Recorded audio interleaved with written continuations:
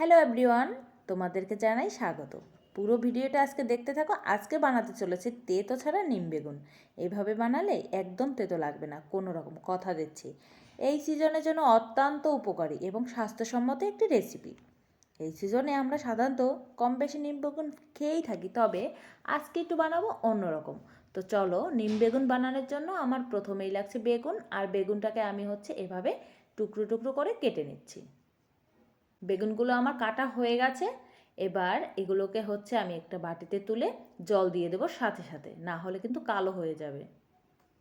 এই দেখো, অনেকে দেখেছি যে গোল গোল করে কেটেও এভাবে নিম বেগুন বানায়, তবে আজকে আমি এভাবেই বানাতে চলেছি। তো চলো, এবার বেগুনটা তো কাটা হয়ে গেছে, এবার নিম পাতা তুলে নিয়ে আসি। আগে ভিডিওতে দেখিয়েছি তোমাদের গাছটা, আর এই গাছটাকে কেটে দেওয়া হয়েছিল। আবার সুন্দর কচি কচি পাতা গজিয়েছে, কি দারুণ লাগছে বলো। আর এই পাতাগুলো একদম তেতো না, যেহেতু একদমই কচি। আর পাতাগুলোকে আমি ধুয়ে জল ঝরতে দিয়েছিলাম 10-20 মিনিটের মতো। এবার যখন জলটা ঝরে গেছে, এবার শুকনো খোলায় আমি এটাকে ভেজে নেব। এই দেখো, একদমই জল নেই, আর এটাকে একটা একটা করে দিয়েছি।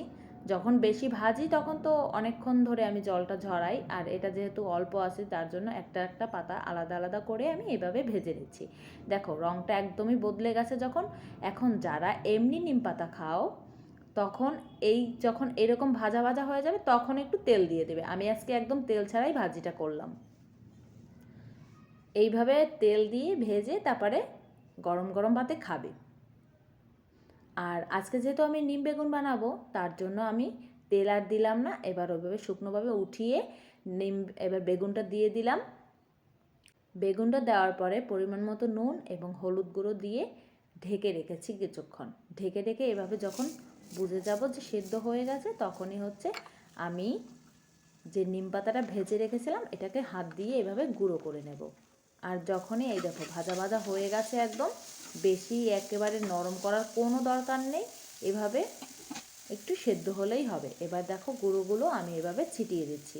আর এভাবে ভাজলে একদমই তেতো লাগে না। দেখো, বেগুনটার গায়ের জলটাও শুকিয়ে গেছে, আর নিম পাতাটাও সুন্দর গুঁড়োটা এভাবে লেগে গেছে। যাক, এবার সুন্দর করে ভেজে তুলে নেব। এই দেখো, ভাজা ভাজা হয়ে গেছে, আর বেগুন ভাজতে খুব একটা সময় লাগে না। এবার চলো, গরম গরম ভাতে তোমাদের খাইয়ে একটু দেখিয়ে দিই কেমন হয়েছে।